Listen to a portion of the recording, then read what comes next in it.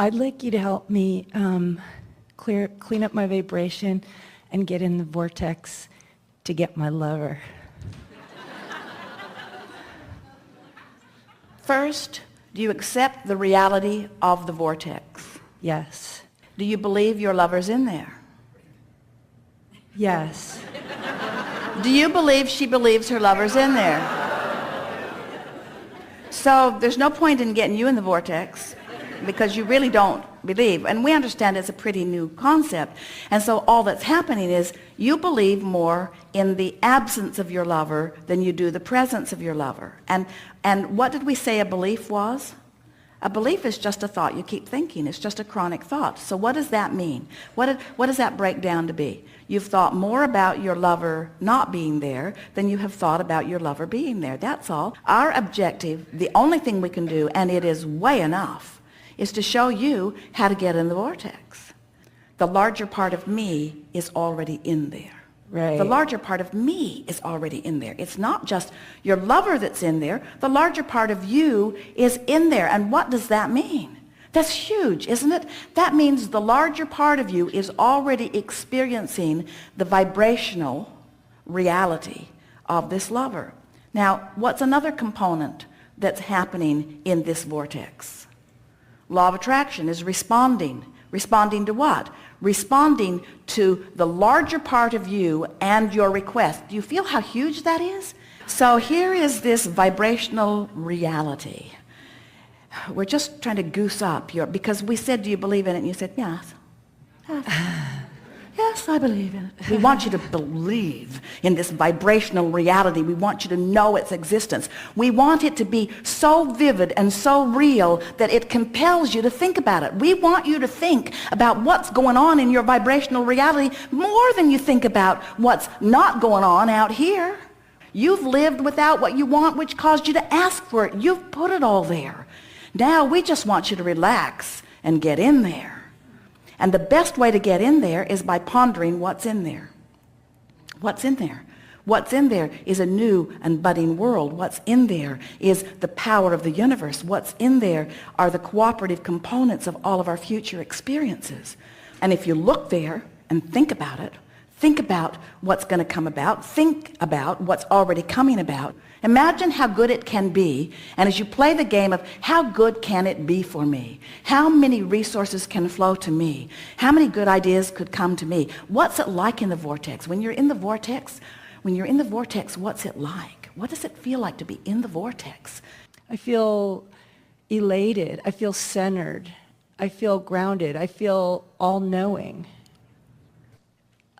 It feels... We are having fun. We're having fun. Someone is supporting me. I'm supporting them. We're growing together. I'm looking All at... right, now you went out of the vortex because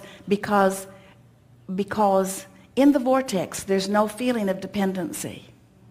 You just said, I feel grounded. I feel whole. Then you looked at your lover and you said, I need you.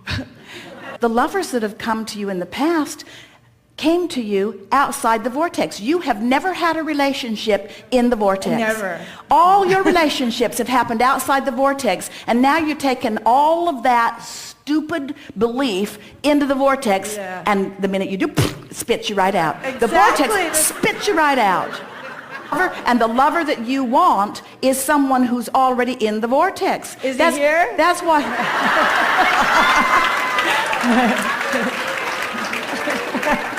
That's why you can't find your lover outside the vortex. Okay. This has been very, very powerful. Your work is just to practice the feeling of being in the vortex. And you did a really good job of describing how you feel in the vortex. So now, if you want to, make an effort. You might do good at it, you might not, it doesn't matter. Make an effort to get in the vortex and then tiptoe in, ponder a coupling, a relationship in the vortex. And if we were standing in your physical shoes, we'd leave the lover out at it first and we'd get back in. So now this is someone that you're rendezvousing with and you've spotted him And what does it feel like when you're in the vortex and you meet someone who's aligned for you? What does that feel like? Does it feel like, oh my God, how do I look? No, it feels all swirly and exciting, but then it feels like, oh, he could never like somebody like me. Like all of a Out of the sudden, vortex. like, oh, that guy's great. Oh, he can never like somebody. So those are the things that you're wanting to work on. Because when you're in the vortex and when you rendezvous with this person who's a vibrational match to you and you a vibrational match to him, it feels like the next logical step. Hi, not hi. Hi, hi, how are you? I'm fine. What are you doing? It feels like the next logical step. It's just the most natural thing in the world. In other words, it doesn't feel freakish. It doesn't feel frightening. It doesn't feel more than I can cope with. When you're in the vortex, what's in there equals you and you equal it. Your cooperative components. There's no reason to feel overwhelmed by it, or there's no reason to feel not enough for it when you're in the vortex, you see. So this is your work. Don't you love this? You've just got to get in there and play that game. So as you're playing the game and you get that feeling and it spits you out, come out and laugh like we've all laughed. Dust myself and off. Dust yourself off. And then go back in the vortex. And before you know it, you'll be in there in your mind having these conversations. And then next time you turn around, we're talking about a matter of a very short number of days, really. You have a rendezvous with someone and you have that deja vu, very familiar feeling about this, that haven't I been here before? And the answer is yes, you have been there before. You've been there in your vibrational reality. It's where you're familiar, you see. Mm-hmm. That is excellent. Most everybody's trying to fix the relationships outside the vortex and can't be done. Have you ever had somebody who wanted something from you, and so you beat it? You found a way to become it. And then they wanted something just a little more or different, so you became that too. And then they wanted something just a little more and different, so you became that too. And then they saw someone else and went away.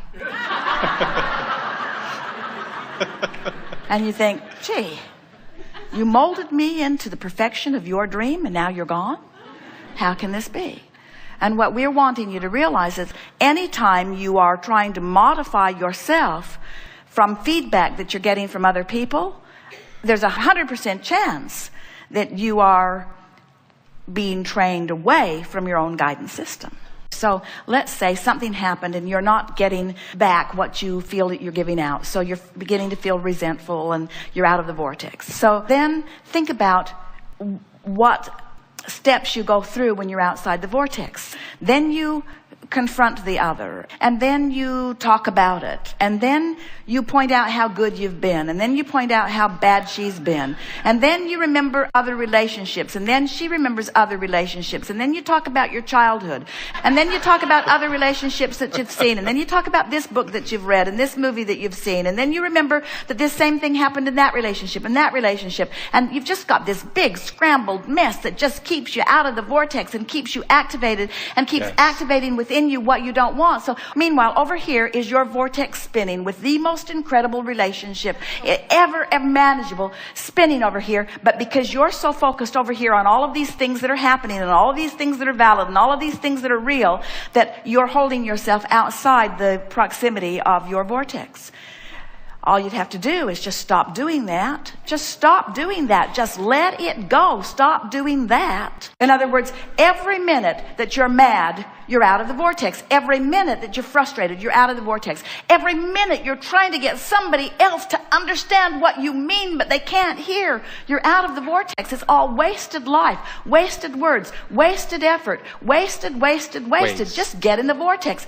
How could I get in the vortex with what's going on? Don't think about that, but it's important. Don't think about that, but it's important. Don't think about that, but it's important. Don't think about that, but it's important. All right, think about it and stay out of the vortex. You got to make being in the vortex matter what's you said. You said to us, I give love, but I'm not getting it back. Go in the vortex. There's love there. The love is in the vortex, you see. Thank you. And so what happens? A lot of people, they find it easier to love others than they do to love themselves. Almost everybody is that way. And we've been saying for a long time, if you will find someone to fixate on as your object of attention and just let the love pour through you, it'll take you right in the vortex. There are so many people who are easy to love. Esther looks at these little kids, almost any little kid. They are so easy to love. And then she looks at some adults and she says, you're not at all easy to love. You should be more like that because I'm a lover and I want to love. And when you behave like that, I can't love. So it's your fault. You need to be more like that so that I can love. And we say, don't focus on them, focus on them. Well, that doesn't seem fair to use an adorable grandchild as my reason to get in the vortex and let all those people who are rotten off the hook. I think they should all change. I think they should all be adorable. I think they should be lovable. And we say, good luck on that one. It's not their job to please you. It's your job to tone yourself, to tune yourself, to train yourself, to align yourself with who you really are, you see. You have to make it not about what anybody else is doing and completely about how you're focusing, no matter what. When you're in alignment with who you really are and another person's in alignment with who they really are, that law of attraction brings you together. In other words, when two people are in their vortex and the vortex arranges the rendezvous, that's a good time to use the label of soulmate because you're in alignment with that which is your soul and the other's in alignment with that which is their soul. And under those conditions, the law of attraction must bring these cooperative components together.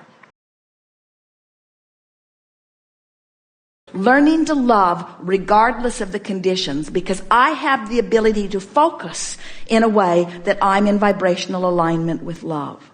Nothing is more annoying, and many of you know this, than to be in a place of negative emotion and to have some bright-eyed, bushy-tailed, sunshine, rainbow, lollipop person flapping in your face about how you should cheer up and how you create your own reality. You just want to say, it can't be true or you'd be dead. It is as annoying for her in her sadness to have you happy, happy, happy as it is for you in your happy to have her sad, sad, sad. In other words, they are vibrational frequencies that do not go together. And law of attraction would not put you together if you did not feel the familiar commitment of family. In other words, you said it. You said the biggest problem we have is with the people that we love the most. And so your love or desire to love them sucks you in, and then you just get in there and you take potluck. And completely. What we would say to any of you is we would never set ourselves up for potluck again. We would practice the vibration of mother. We would practice the vibration of brother. We would train ourselves in to a vibration about anybody that we have to spend time with or that we're likely to spend time with. We'd train ourselves into a vibration that feels good when we're there. And then law of attraction must give that part of them to you. It must.